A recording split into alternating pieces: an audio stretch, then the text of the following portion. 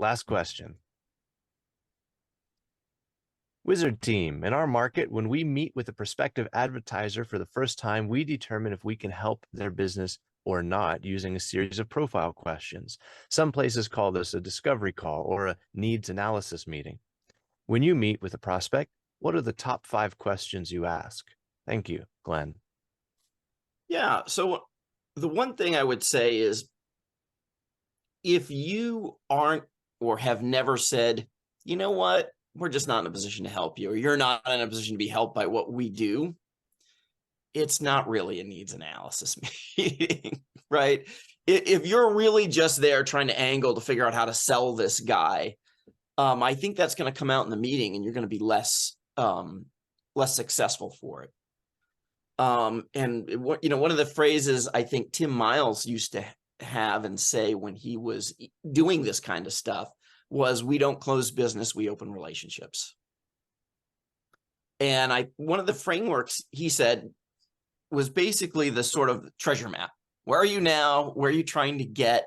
What kind of help do you need to get there? That's a good framework. And the other bit I will share comes from Steven Semple, who's another Wizard of Ads colleague. It is the difference between the pulpit and the confession, right? You can have the preacher get up in the pulpit and say, you're all sinners and you need to change your ways. But that's never as powerful as the person themselves saying, forgive me, Father, for I have sinned. And if they're going to hire you and it's going to be their decision to hire you, right? You haven't pitched them on radio, but they've decided that this is a good idea for them. You need to get them to the point where they say, yeah, I actually need help doing this. I do want to grow, and I want to grow faster than I am, and I need help doing that because I don't know how to do these things. And then it's like, well, I do know how to do those things. We would be a good fit. And so that is what you're really trying to do.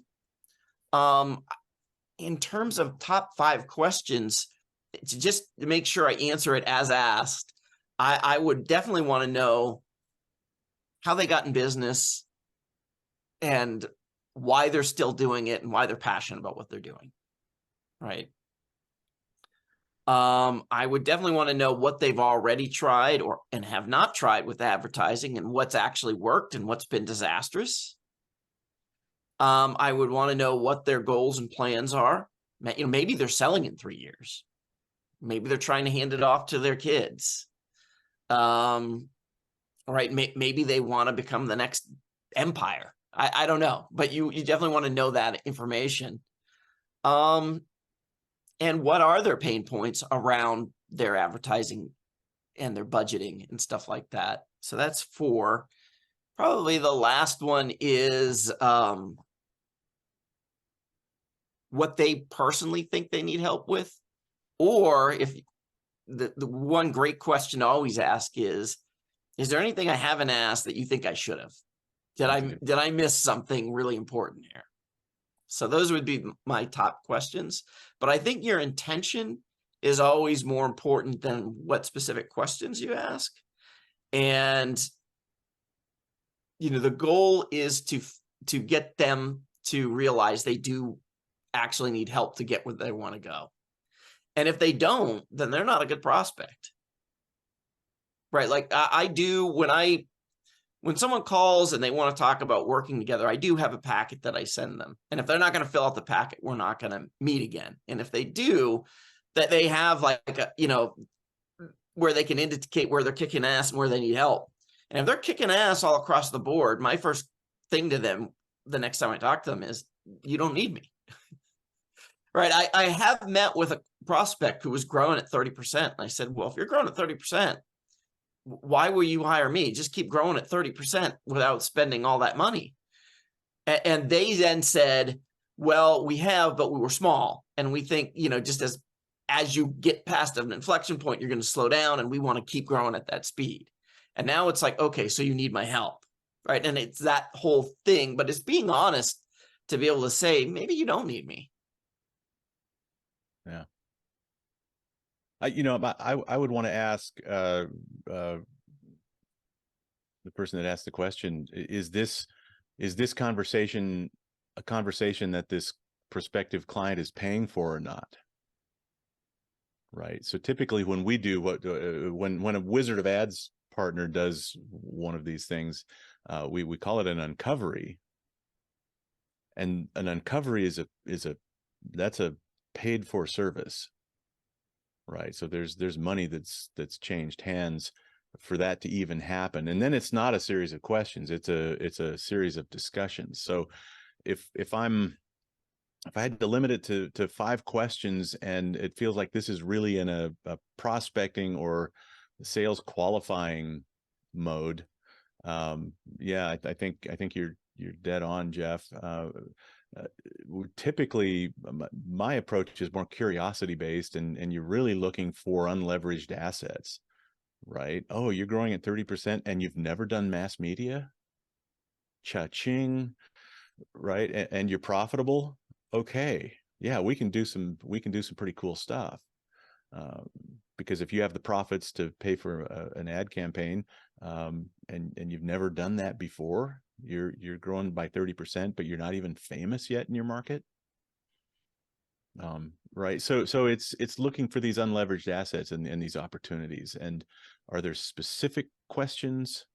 I'm not really even sure. It's just never been my approach to say, oh, here's my survey on whether you're good. It's like, no, this is a conversation, and I don't know what questions I'm going to ask. I have a lot of questions, but they're informed by my curiosity, and the next question is going to be dependent on the answer to the first one.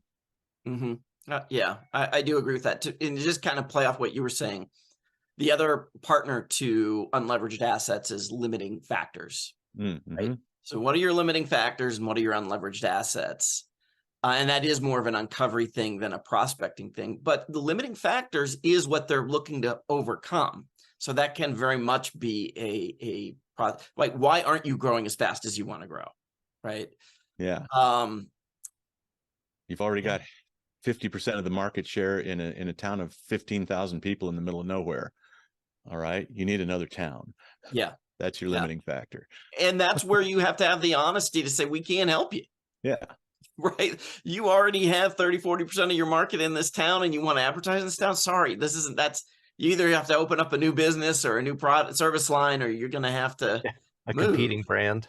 Yeah. One tidbit I will say about the questions is you will oftentimes get your best information when you're not asking questions in the interstices, right? Like, so you meet for them and then you go to get coffee, or you're getting coffee in their break room, and the stuff that comes out during that time, pay attention to it, because that could be some of the gold. That is often the gold. It's shocking how often that's the gold. And I'll add one more thing just about questions in general.